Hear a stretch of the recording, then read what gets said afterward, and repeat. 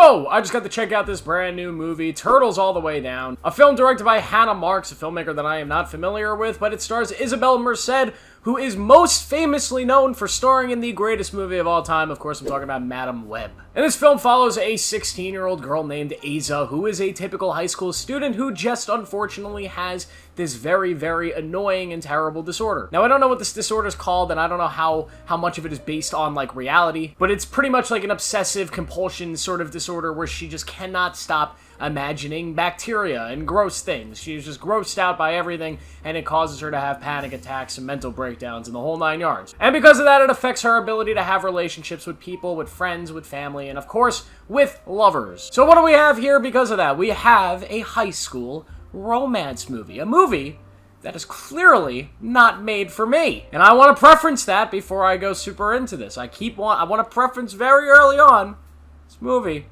is not made for me. But in saying that, there are some things I like about this movie, and there are some technical stuff that I do not like about this movie that, whether it was made for me or not, I can nitpick at. First things first, let's talk about the plot in this movie. I will say the actual setup and the concept of following this girl who does have this disorder that essentially makes it so she can't touch or really be with anybody, having that and mixing it with an actual love story here is an interesting story. It's been kind of done before. Other movies, high school, rom-com, romance type movies have had similar situations where it's not obsessive compulsiveness, but it's other things, like in The Spectacular Now, which is a movie that's similar to this. I think it's one of the best in this genre with Miles Teller. That's a movie where, because of certain things that are going on with Miles Teller, it sort of gets in the way of him actually finding the love and being able to love the way he wants to. And I think that movie does it a lot better than this one. Because the issue with this movie is that the story outside of that main core thing is just bullshit. It's just nonsense and bullshit and surface level stuff. So essentially this girl gets in like a weird plot of like investigating this missing father, and luckily he's the father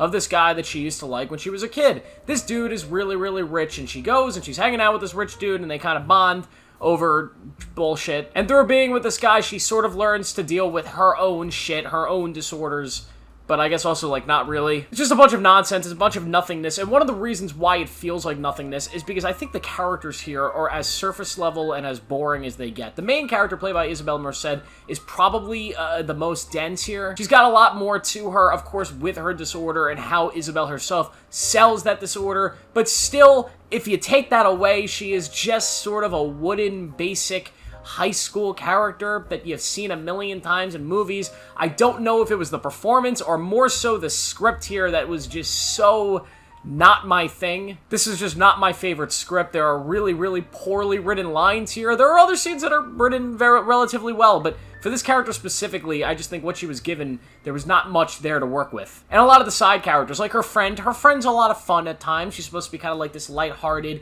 outgoing sort of personality to balance the movie, and she does that at times. The boyfriend, just another generic dude that's in this movie for one reason and one reason only, because he's hot. That's it. Doesn't really serve anything else, I guess. I don't know, but it just didn't do anything for me. Jerry's in this movie, though. Oh, we love Jerry. Of course, I'm talking about J. Smith Cameron. She is awesome in everything, and she's great here. Although she's not in much, I enjoyed seeing her. I audibly screamed, "Jerry, baby. Let's go, Jer Bear." Congratulations, Jerry. That's great. Congratulations, you fucking bitch. There are some things that this movie does well. Like, I think the music usage, there's a lot of music, especially early on in the movie, and it does kind of go through, like, the best hits of 2022 and 2023, like the songs that were going crazy those 2 years, that were appearing in every show and movie, and just people were going nuts about, they're all in this movie. And I think at times the film could be visually impressive, and I could definitely see how this movie could speak to somebody who has these types of disorders or these types of anxiety issues. I get that. I understand.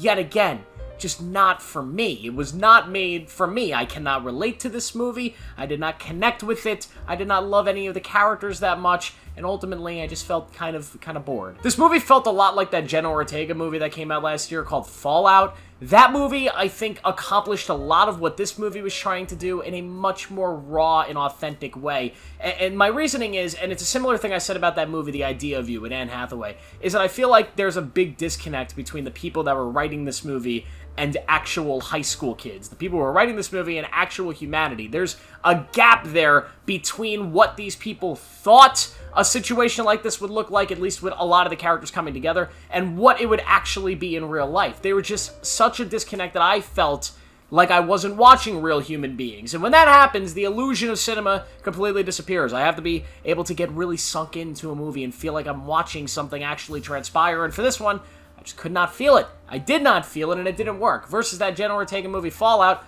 that movie did a great job. The situation those characters went through, how they're reacting, how they're dealing with life. I think that movie did a much better job of grounding it in a reality that felt familiar to me and to a lot of the viewers. But yet again, that might just be me. I see that a lot of people are loving this movie, just absolutely in love with it. And listen, hey, if you love it, good for you. I'm glad you had a good time with it. Ultimately, for me, I gotta give Turtles All the Way Down a 2 out of 5. It just, I don't know. It didn't click with me. It wasn't my thing. It wasn't made for me. So, yeah, that's all I gotta say. What do you guys think of the movie? Let me know down below. Make sure to like this video, subscribe for more. Make sure to turn on notifications. See you guys in the next one.